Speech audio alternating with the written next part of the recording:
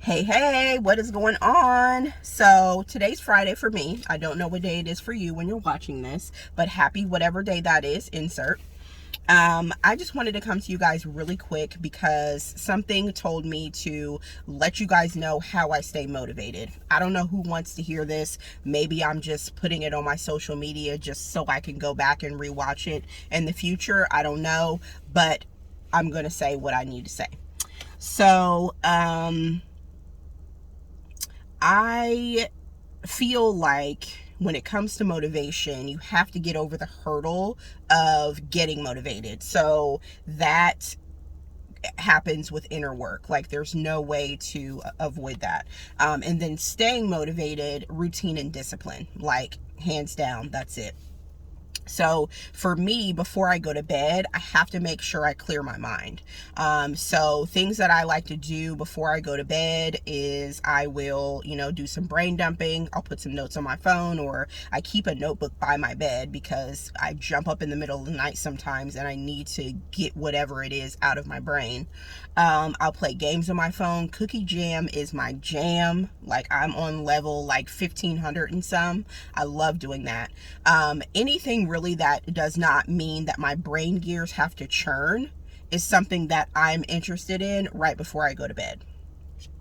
The second thing that I have to do is what I do is I have 3 to 5 must do's on my list. Now, this is not, I need to get the laundry done, I have to do the dishes or wash my hair. No, because those are things that are just automatic, your daily activities, things that I have to do as a wife and a mom. But I'm talking about things that are actually contributing to your future. So whether you're starting a business, doing something to get that up and running, you're wanting to, get back into, working out and things like that. So maybe you go and get a gym membership. Maybe you go get some new workout clothes, or buy a new pre-workout, or get some snacks to eat after your workout, make a meal plan, things like that. Those are what I mean by must-dos and things that are actually bringing you closer to your goal. The next thing that's really important for me is rejecting negativity, whether that is people or things, because honestly, things will try to infiltrate your bubble that are not good for you. And so over the years, and I just had a conversation with my husband, we talk about it all the time. As we get older, the circle gets smaller. And that's not because we don't like people. It's just because we are in different areas of our life, and there are certain things that we just cannot allow. Not going to allow, things that are going to distract us, things that are going to, make us believe that we can't do what it is that we're trying to do. And so all of that negativity has to go. So we got to cut people and things off. And that's just is what it is. And I said what I said. The fourth thing is staying focused on your goals and tasks that contribute to achieving. So this goes back to the setting the 3 to 5 things. So, like I said, 3 things that you need to get done, 3 to 5 things that you have to get done, and make sure that they are contributing to your future success. And I mean, I feel like that's self-explanatory. The last one is being mindful of the time and take note of the things that waste your time. So for me, and I don't know if anybody's noticed this because, I don't know how much people pay attention to me that much, but I have not been posting that much on my feed. And that is because I realized that I was doing more things to work on my business, and I was not working in my business. I was not creating enough systems in my business to be able to grow it. And so I was getting very distracted with mindless scrolling on social media. I would post, and obviously I would interact with people, but I would look up and hours had went by.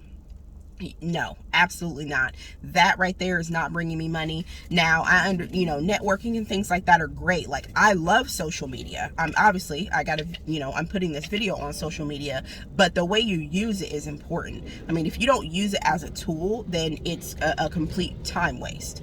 And if you're someone that has things that you're trying to achieve, maybe you are, starting a business, or you're already an entrepreneur, or you just have things that you're trying to do, you cannot waste time just scrolling on social media. Like, it's not okay.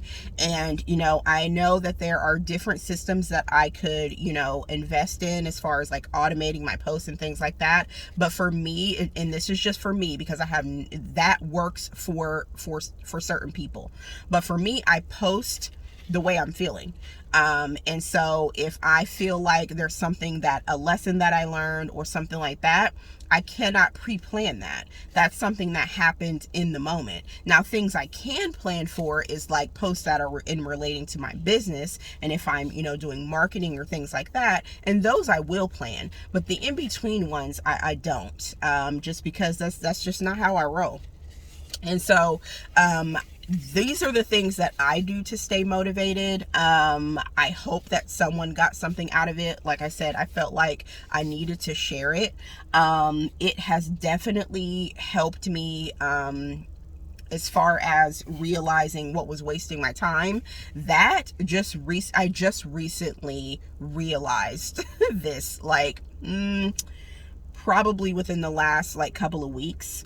I text my mentor and I was like, oh my God. And when I had the mind blowing moment, and yeah, I mean, hours on end of just wasting time thinking that I was doing something, and sis, you weren't doing anything, absolutely nothing.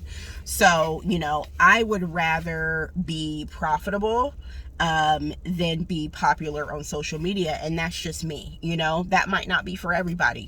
There might be somebody that wants to be an influencer, and more power to them. I will love every single last one of your posts. But for me, I have goals. I am trying to, build generational wealth for my family. I want my kids to have much, much better than I had. And if I spend too much time with distractions, I won't get there.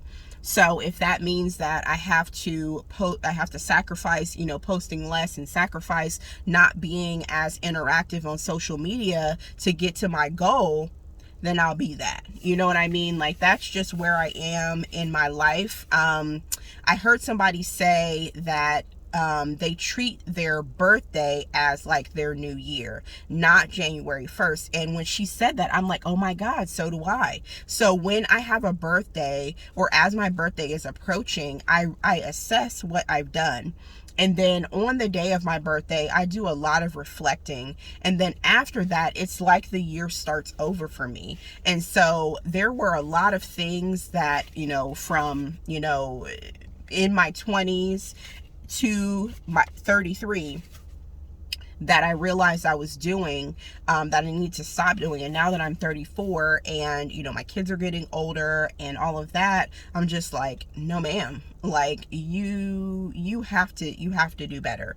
And so it hurts when you check yourself. When somebody else checks you, it might be a little embarrassing, but when you check yourself, it's like a knife. Like, it's like somebody stabbed you, because you're like, oh.